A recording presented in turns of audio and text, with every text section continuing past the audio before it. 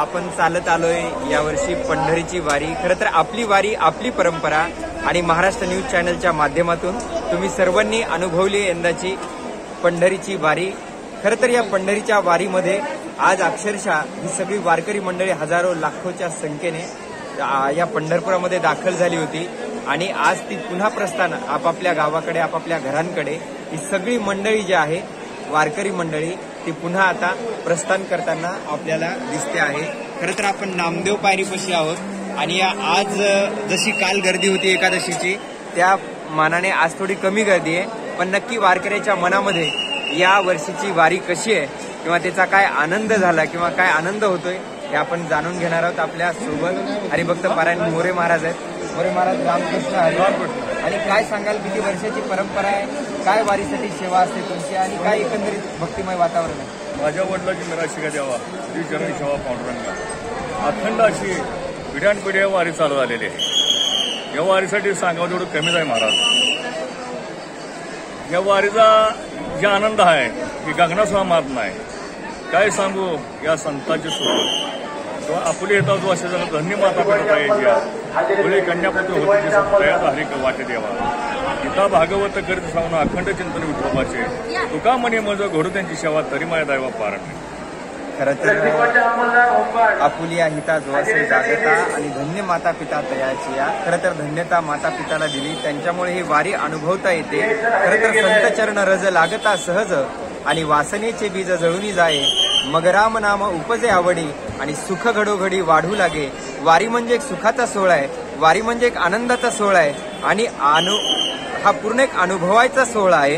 खरं तर या वारीच्या माध्यमातून हजारो लाखो वारकरी जे आहे ते पंढरपुरामध्ये दाखल झाले होते। प्रत्येक विभागातली प्रत्येक भागातली आणि भारताच्या बाहेरून देखील वारकरी मंडळी आपल्या या पंढरपुरामध्ये दाखल झाली होती। अजून काही आपल्यासोबत वारकरी आहेत, त्यांच्याकडनं आपण जाणून घेणार आहोत या वर्षी काय आनंद झाला आणि काय अनुभवायला मिळाली वारी? खूप छान वाटलं अमरावती पंढरपूर आल्यानंतर। खूप मोठी यावर्षी वारी शेतकऱ्यांची पेरणी वगैरे आटोपलेली आहे, त्याच्यामुळं वारीला खूप लोक जुळले आणि अतिशय सुंदर पद्धतीनं भाविक गोळा झाले आहेत दरवर्षीप्रमाणे। माझे मोठे काका दिगंबर महाराज विठ्ठलानंद सरस्वती महाराजांच्या पालखीसोबत दरवर्षी यायचे त्यांच्या लहानपणापासून। त्याच पद्धतीनं त्यांच्यानंतर माझ्या वडिलांनंतर मी आता वारीला येतो आहे। अशा पद्धतीनं आनंद वाटला। खरं तर धन्य आम्ही जन्म आलो आणि दास विठोबाचे झालो। पिढ्यानपिढ्याची परंपरा वारी आपल्याला सांगत असते आणि तिची अनुभूती या सर्व वारकऱ्यांच्या माध्यमातून आपल्याला वेळोवेळी अनुभवायला मिळते। नक्की काय सांगाल बाबा, काय आनंद होतोय आज? आनंद असा आहे, मी जवळजवळ 9 प्रांतातून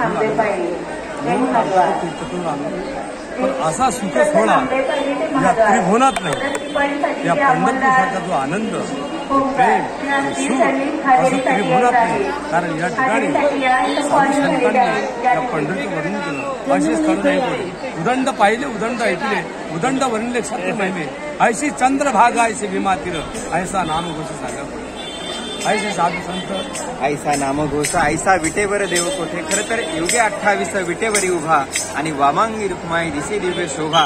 खरं तर ही दिव्य शोभा आहे आणि वारी म्हणजे एक आनंदाचा सुखाचा आणि निव्वळ एक आनंदाचा सोहळा आहे। हा तुम्ही सर्वांनी अनुभवलीत यंदाची पंढरीची वारी। ज्यांना वारीला येता आलं नाही त्यांनी महाराष्ट्र न्यूज चॅनलच्या माध्यमातून प्रत्येक घराघरामध्ये ही वारी हा आनंद या वारीचे तुम्ही सहभागी झालात, त्यामुळे संपूर्ण महाराष्ट्राचे महाराष्ट्र न्यूज चॅनलच्या माध्यमातून मनापासून आभार। आणि तुम्ही सर्वांनी पाहिली यावर्षी अनुभवली आहे आनंदाची वारी आपली परंपरा। रामकृष्ण हरी।